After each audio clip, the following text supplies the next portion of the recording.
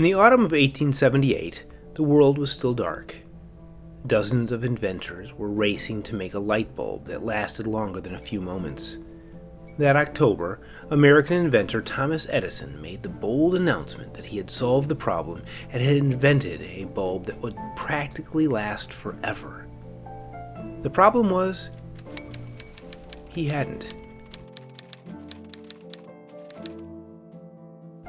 The world Edison envisioned was far different from the world he was born into, where schedules were dictated by the rising and setting of the sun, expensive gas lanterns, candlelight, and oil lamps. Edison's dream was that every family would have their homes filled with clean, cold light at the flip of a switch. Not many have Edison's grandiose vision that literally changes the world, but learning how to become industrious is something that can transform our lives and help us realize our potential. Years ago, I was vacationing with my family in Virginia. The evenings in the mountains were quiet and peaceful, and for the first time it would seem like ages I had time to pursue a new hobby. I scrounged up some pens and paper and decided to take up stippling, an art form I had long admired but never attempted. I found a beautiful photo of an elephant, sketched a rough outline, and began the process of making dots.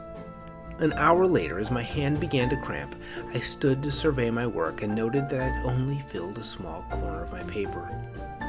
I continued this process for the rest of the week, but by the time I returned to my busy schedule, I had only finished about half my drawing.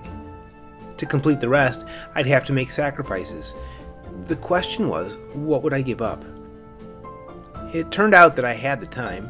I was just using it watching sports or television shows, or browsing the internet. I just had to decide that I wanted to complete the project more than I wanted those alternatives. So, I gave them up. And within a couple of weeks, I'd completed it.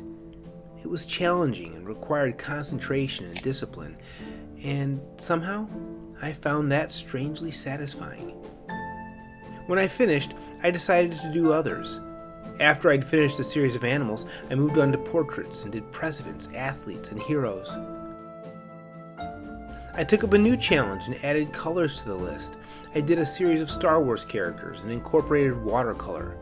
Each time I took up a new art form, I began with some uncertainty but grew more confident as I went. I might have been learning to become an artist, but what was really valuable was that I was learning the value of becoming a hard worker. And life is like that. Everyone has big goals and dreams. This is especially apparent with kids who want to become musicians, athletes, astronauts, presidents, inventors, and explorers. But for many of us, as we age, we opt for the ease of our phones, couches, and beds. We forget the amazing potential that each of us has if we're willing to give a bit of comfort and work hard. The world we live in now is far different from the world we were born into. If there's anything we can count on, it is change. Becoming someone who is industrious means that we are becoming the type of people who know how to work hard and overcome obstacles. Ironically, that trait only comes through the practice of working hard. And Edison, why did the press believe him when he'd made that unbelievable claim? It was his reputation. He was famous for his work ethic and already had an impressive resume of discoveries. He had invented an improved stock ticker, the electric pen, a carbon microphone, and the phonograph. And even though it might have seemed arrogant, they assumed he had already made the light bulb, and if not, well, it was only a matter of time. In other words, his reputation preceded him. It took him another year, but he made good on his boast and unveiled the invention that changed the world. By the time of his death, 70% of the United States was covered by the electrical grid. No one wants to be known as lazy. Having a reputation for being a hard worker is something we all desire, but do we practice it? In other words, how are we learning to become industrious?